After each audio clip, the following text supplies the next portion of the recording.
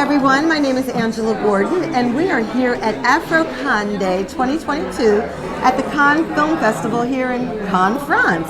And I am here with the fabulous Adetokumboh. Adetokumboh. Yes. Perfect. You got it. Amazing. Adetokumboh M Cormack. And we are here talking about his film, The German King. I mean, who said that the African diaspora could not be mixed with the European film? That's right. The European community. I mean, there's a wonderful blend here. We're telling wonderful stories about the diaspora and how they interact with the world at large. So, talk to us a little bit about your film. Well, it all started years ago when I'm an actor. Okay. And I just got sick and tired of playing, the gangster, the thug, because we do that. If you're this Being color, misrepresented. we get misrepresented. Being misrepresented. And I'm the son of a diplomat, and so that should be going into an audition room and be like, I'm not going to do it for you guys because it's very offensive and awful.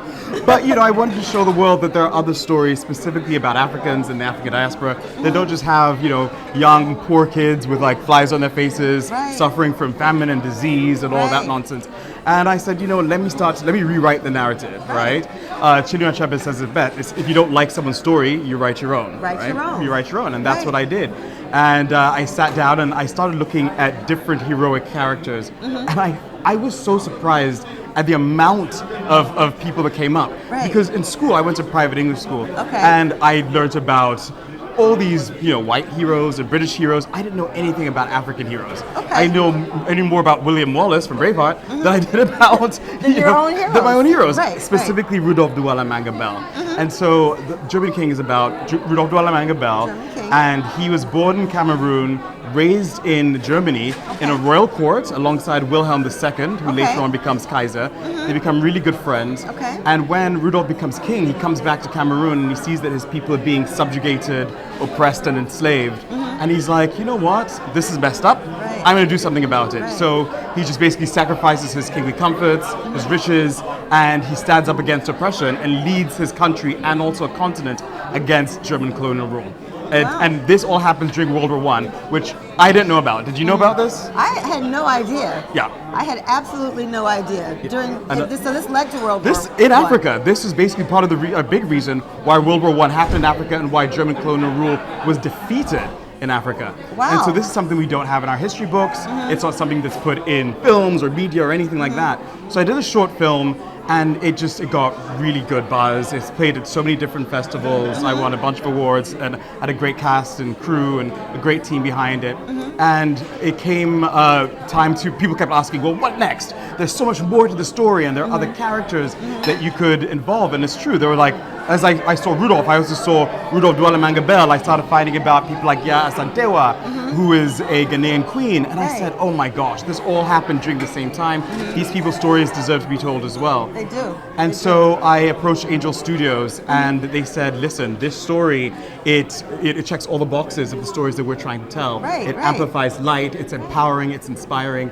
And we partnered up with them to turn it into a multi-season TV series. Wow. So right now, that's fantastic. Congratulations. Thank you very much. So right now we're just trying to gauge people's interest. If you go to angel.com/German King, you can actually see a short video about the film and how you can get involved. And it's great, and we just hope, right now we're getting so much love and support from not just Africans, but white people, for black, everyone who's like, we didn't know that this was history. And it's not just black history, this is history, it's right? History. It's world history. And one of the important things now with the oncoming of, the importance of the world recognizing, not us recognizing, but the world recognizing how important African film and storytelling is, and how important African history is to the rest of the world. Yes. It's often been excluded. So now is the time, and it's an educational process for everybody. Absolutely. It's not just for African people, because a lot of times the narrative is different. We don't know our own history, and we're the only people, like as an African American, we're the only ones that are kind of disconnected from our history. So we don't know our ancestors. We don't know. There's not a direct line between us and our ancestors in Africa. Yes. So with the with African collaboration and co-production, it enables us to be able to tell our stories authentically. To be tell able to, our stories and ourselves. To be able to collaborate with other African filmmakers like yourself and people where the history is brought handed down from generation to generation, and to be able to continue to teach younger generations our history. Yes. It's not a secret. It's hidden right now. It's not a secret. It's not a our secret. history. Yes. And it's so rich and it's so diverse and it's so there's such an opportunity to tell stories that people haven't told before. Absolutely. And that people haven't seen before. Because I mean, Hollywood has a tendency to regurgitate the same stuff. Regurgitate the same stories, and But different spin on it, but it's still the same story. And it's still the same story. Right? And then they do the remakes, and it's like, come on, guys, let's expand all of our minds. Yes. Let's enrich, everybody's knowledge and everybody's span of information, and find out about these stories. So the German King is going to be a multi-series. It's a multi-season series, and so it's funny that you mentioned Hollywood. Yes, Hollywood wants to see you in a specific way. Right. I remember I had an audition, and it was to play an African American man, and I went in, did a standard American accent. He's the character was a lieutenant in the army, and the casting director, she looks at me and she's like, "Ade, let me tell you something." And she's a white woman from Idaho, but she's like, "You walk into my office with your dark chocolate skin and your shaved head and your wide African nose. I'm going to tell you, you're never going to play Denzel Washington or Blair Underwood. You'll always play someone from the hood, someone from the street. So fix the way you talk, so it goes the way you look."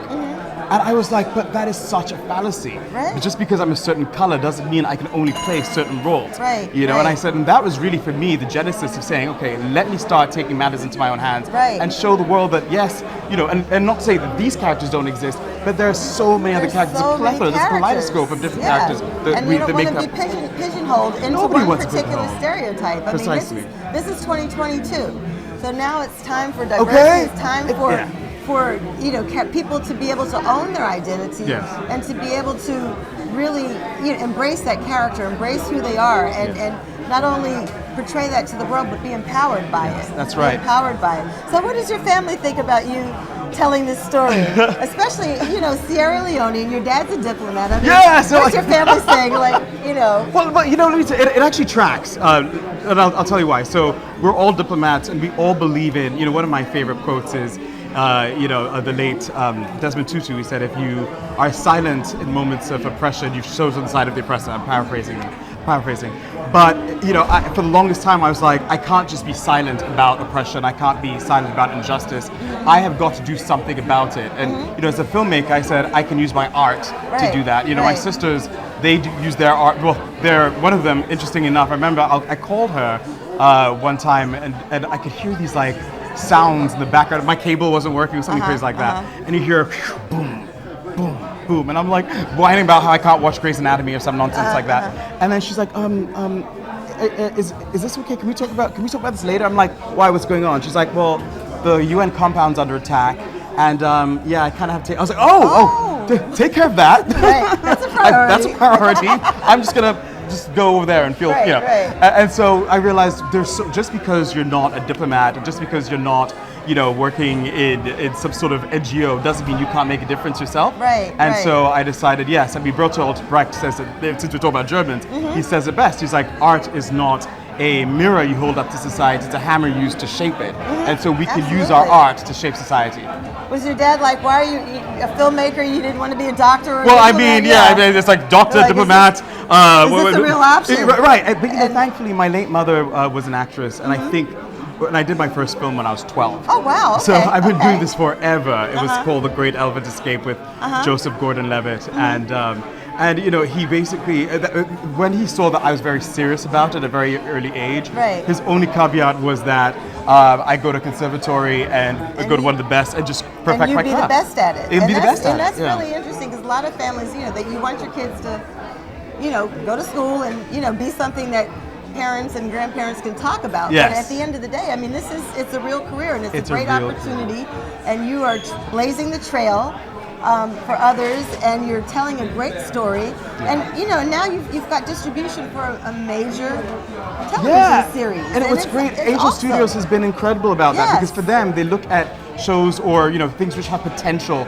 to have a large audience. So they're not just thinking about sort of the small here and there. They're like, what does the public genuinely want to see? Right, and what haven't they seen? And what haven't they they seen? seen? And so when they put it out, then the public responds enthusiastically and overwhelmingly. They're like, well, give the audience what they want, right? Right, give them what they want. Yeah.